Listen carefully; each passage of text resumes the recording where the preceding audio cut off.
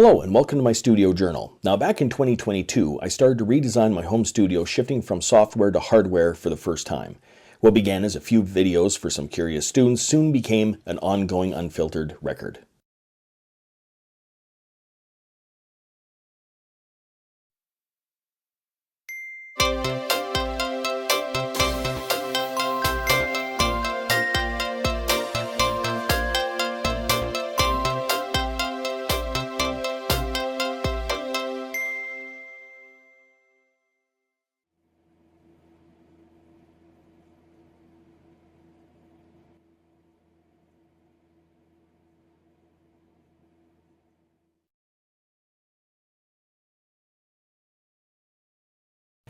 So starts day 14. I have a little fan right here because we're going through a bit of a hot spell, and upstairs you can probably hear the rumble of another fan as it goes. I've already hooked up the Akai Force, so that adapter's off that shelf and everything's all ready to go there. The next thing to do is to hollow out all the USB hubs and the USB cords and start hooking these things up one by one. So far things are going pretty well. We have 2 packages coming tomorrow, some more USB stuff to try and hook things up.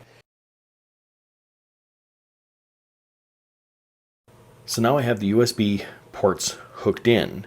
So that's being powered by the power supply on this side. And then I have another one that's just over here underneath, I love this creaky floor, underneath the shelf in there. Both of those are hooked up. This is the lead that goes to the Akai Force or to the computer, whatever I decide in the end. And then on this side right here, we have all the USB cords that have to be hooked up. And so we'll just try things one at a time.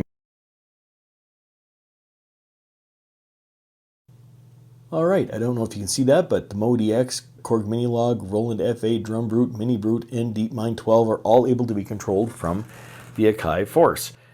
The MoDX did need to use the ground loop eliminator in order to get rid of some of the bad sound, and it still has a buzz to it. I didn't clock out yet to the machine, so I don't know if that's working. I just assume it is because it... Actually, I didn't even check to see if that shows up.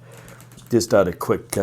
curiosity here, let's just see what happens. If I go to menu, go to preferences, go to MIDI, we do have machine in there, so we'll clock. That shouldn't be a problem. We had to use one of the boxes once again on the mini log as well, and everything else. The Roland doesn't seem to have any sound to it. The MoDX still does. So I don't know. We're gonna have to see how bad this is in the end. All right, well, it's 3 in the morning, so I'm going to call it quits for tonight. Well, tomorrow, which is today.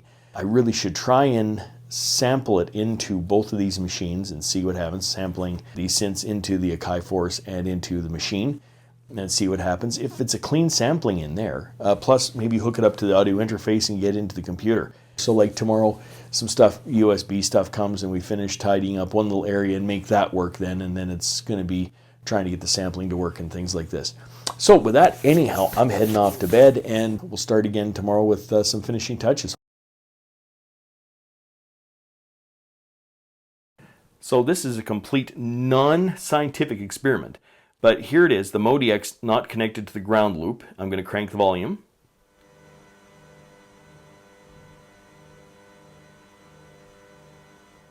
And we hear all that noise. Okay, so now we have the MoDX connected up to the ground loop eliminator. We're going to turn it on, crank it full blast. There it is. That's at full blast right now. So my question is, will the same thing happen if I hook the MoDX up via old-fashioned MIDI cables?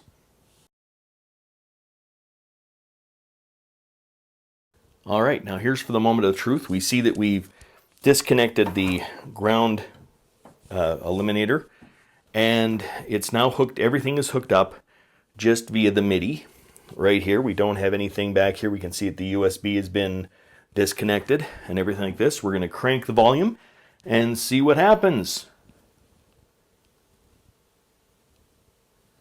Basically no sound. So like I said, that was a very non-scientific experiment, but it seems like it will work. It pretty much has eliminated the sound. It's taken the ground out of it, and I'd be able to control it all the same. Now, of course, one of the more elegant solutions would be if I went and got like a iConnectivity, I think they call them, basically a big MIDI hub. And they have them rack mounted, so I could put it into the rack there, and it has like 12 outs and all that, so that would solve a lot of problems that way. But then I would have to go and buy MIDI cables that would reach from one place to the next place. So I was looking at the iConnectivity XL, whatever. I can't remember what the actual name of it is. So it had USB outs. But this is something I'm really going to have to give a lot of thought to, because I have the machine to hook up, the Modi X to hook up, the Korg, the Roland FA, the Drum Brute, Mini Brute, DeepMind 12. Also, if I use MIDI that way, like with a 5-DIN, how does that work with regards to programming the synth? Does that mean if I want to have, like with the Modi X, it has multi-voice type of patches, so like you play a patch and it's actually playing 6 different things all at the same time. Does that mean I'm going to have to go channel 1, channel 2, channel 3, channel 4, channel 5, channel 6 type of thing if it's using 6 voices in the Akai Force? A hybrid feature on the Modi X will allow me to use different things, but I mean, that has to be tested out. But anyhow, this is something to consider.